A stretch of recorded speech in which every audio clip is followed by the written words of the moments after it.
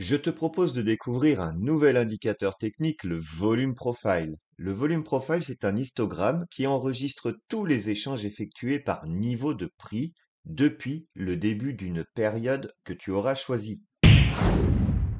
Quand je parle d'échange, je parle des astrades, des bit-trades, c'est l'agression acheteuse et l'agression vendeuse. Si ces termes te semblent étrangers, alors rendez-vous dans ma playlist sur le carnet d'ordre, je t'explique tout, je te laisse le lien dans la description. Maintenant, retrouvons une représentation d'un volume profile mettant en avant toutes ces agressions. Tu peux le paramétrer sur différentes périodes, échelle de temps, reversal tick, nombre de ticks par barre, nombre de trades, etc., etc. Maintenant que tu as compris comment se forme un volume profile, intéressons-nous à ces différents niveaux. Ces différents niveaux vont te permettre d'optimiser ton analyse de trading grâce à ces plus hauts, à ces plus bas, pour les éventuels retournements ou accélérations de marché. Tu retrouves aussi une zone de rejet, des HVN, les High Volume Nodes, dites en français les forts volumes, les LVN, les Low Volume Nodes, dit les creux de volume, et cette zone ici, dite zone d'équilibre, délimitée par deux niveaux fondamentaux, la Volume Value Area High, VVAH, et la Volume Value Area Low, VVAL. Cette zone d'équilibre, elle met en évidence 70% de tous les échanges effectués durant la période que tu auras choisie. Elle se construit obligatoirement autour du VPOC. Ce VPOC, c'est le plus gros HVN de tout ton volume profile. C'est sur ce niveau de prix qu'il y aura eu le plus d'échanges durant ta période choisie. Il est très important que tu comprennes bien cela pour la prochaine vidéo sur les stratégies autour du volume profile, notamment lorsque je vais te parler de la combinaison volume profile, market profile.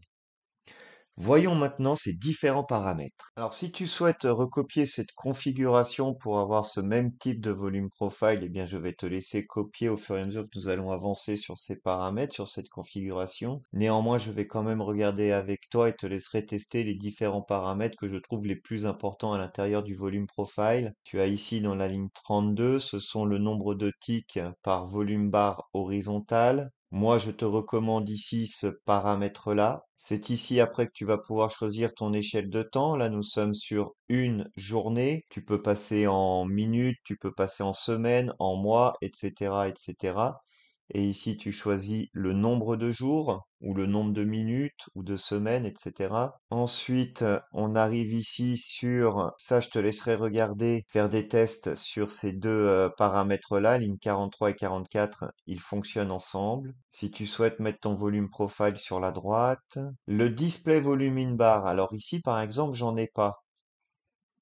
Mais en temps normal, je travaille avec le ask volume moins le bit volume, c'est-à-dire qu'en fait, je vais faire apparaître dans mon volume profile, voilà, comme tu peux le constater ici, le display, donc l'écriture, tout simplement, c'est la différence, le delta, entre les acheteurs agressifs et les vendeurs agressifs. Pour moi, c'est super important. Ce paramètre-là, la ligne 47, c'est pour toujours avoir ton volume profile sur ton écran. Total volume, volume bar calculation method, total volume, eh bien c'est tout simplement que ici sur chaque barre horizontale, nous avons le volume total. Ici au niveau de la mise en évidence des couleurs, donc des hash trades et des bit trades, de l'agression acheteuse et de l'agression vendeuse. Donc on a bien séparé les deux couleurs, mais moi en temps normal, je le mets sur none et j'utilise un volume profile comme ceci, beaucoup plus épuré, beaucoup plus neutre. J'ai ma volume value area, j'ai mon VPOC, j'ai ma VVAH, ma VVAL, mes zones de rejet, mes plus hauts, mes plus bas. Et par contre, ce qui est fondamental et très très important, c'est qu'à l'intérieur de mon volume profile,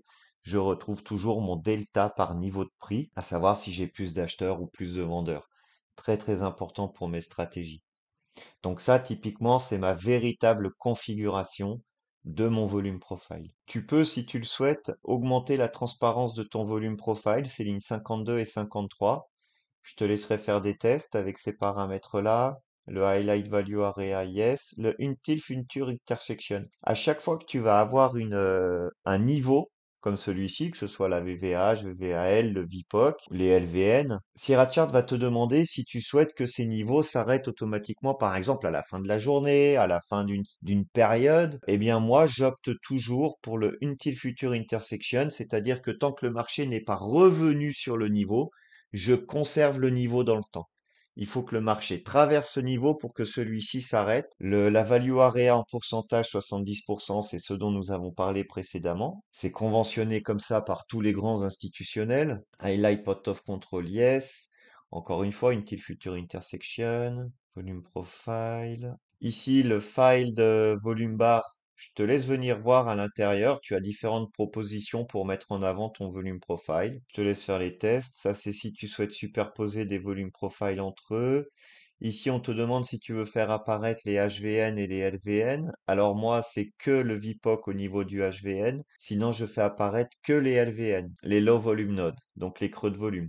Là, c'est la sensibilité. Par exemple, d'habitude, je suis sur une sensibilité 25, mais là, sur ce type de journée, de volume profile qui est en quasi parfait équilibre, j'aurais pu opter pour une sensibilité plus fine, ce qui me fait apparaître ces LVN-là. Donc ça, c'est un paramètre très important pour montrer les LVN. Tu dois adapter ce paramètre en fonction de la volatilité du jour, en fonction de ta période choisie. Ligne 65, très très important. Là, c'est pour faire apparaître les creux de volume ou les HVN sur les extrémités. Donc ici, pareil en une petite future intersection. Et puis après, normalement, j'ai rien changé sur les paramètres de base du volume profile. Voilà, donc ça, c'est ma configuration. Après, sur les différents paramètres dont j'ai attiré ton attention, bah, je te laisse voir ce que tu préfères faire. Ici, on va vite faire un tour sur les subgraphes.